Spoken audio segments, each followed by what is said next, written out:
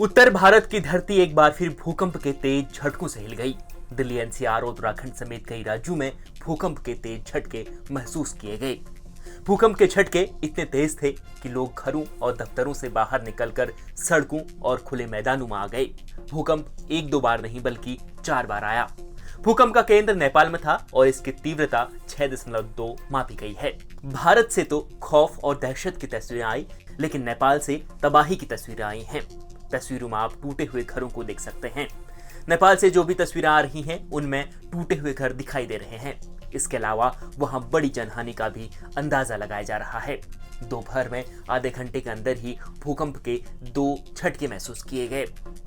देश में मंगलवार के दिन कुल मिलाकर भूकंप के 4 झटके महसूस किए गए। नेशनल सेंटर फॉर सिस्टमोलॉजी ने बताया कि भूकंप का पहला झटका मंगलवार की सुबह 11:06 पर लगा था, जिसकी रिक्टर स्केल पर तीव्रता 2.7 मापी गई। इस भूकंप का केंद्र हरियाणा का सोनीपत था।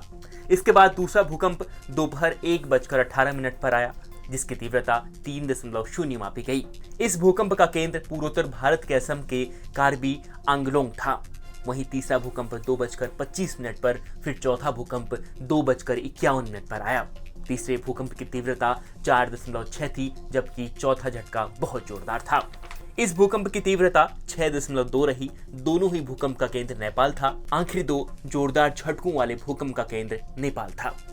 ये जो अभी का जो भूकंप जो आया है वो बेसिकली पश्चिमी नेपाल मतलब वेस्टर्न नेपाल रीजन में है, जो कि हमारे उत्तराखंड के रीजन से सटा हुआ है जोन है। और ये जो अर्थक्वेक जहाँ आया है वो हमारे जो 2 प्लेट्स हैं, जो इंडियन प्लेट और यूएसएन प्लेट, उसकी कोलिजन बाउंड्री पर आया है। और अगर पास्ट में भी अर्थक्वेक देखें तो यहाँ पर नवंबर में भी अर्थक्वेक आ चुके हैं। अभी जनवरी में भी आए हैं, दैट इज 6.3 मैग्नीट्यूड का अर्थक्वेक था, ठीक है, जो कि दिल्ली में भी फेल्ट हुआ। अभी का जो अर्थक्वेक आया है वो अगर यहाँ पर आप मैप देखेंगे तो ये जो है 6.2 का है, जो कि बहुत सैलो डेप्थ पर था, मतलब 5 किलोमीटर डेप्थ पर आया अर्थक्वेक ही आया है, जो कि 14:51 पर आया। और अभी तक इस अर्थक्वेक के आने के बाद, क्योंकि जैसे बड़े अर्थक्वेक आते हैं उसके बाद उसके आफ्टर शॉक्स भी होते हैं, तो ये अर्थक्वेक जो अभी आए हैं उसके अभी तक हम लोग 2 आफ्टर शॉक भी रिकॉर्ड कर चुके हैं इस रीजन में। जैसे आप देख रहे हैं रेड वाला जोन देख रहे हैं, ये 2 आफ्टर शॉक उसी रीजन में 10 किलोमीटर के अराउंड में आ चुके हैं। और जैसा कि मैंने पहले ही बताया कि ये कोलिजन बाउंड्री यहाँ पर अगर पास्ट में भी देखें तो बड़े अर्थक्वेक आ चुके हैं।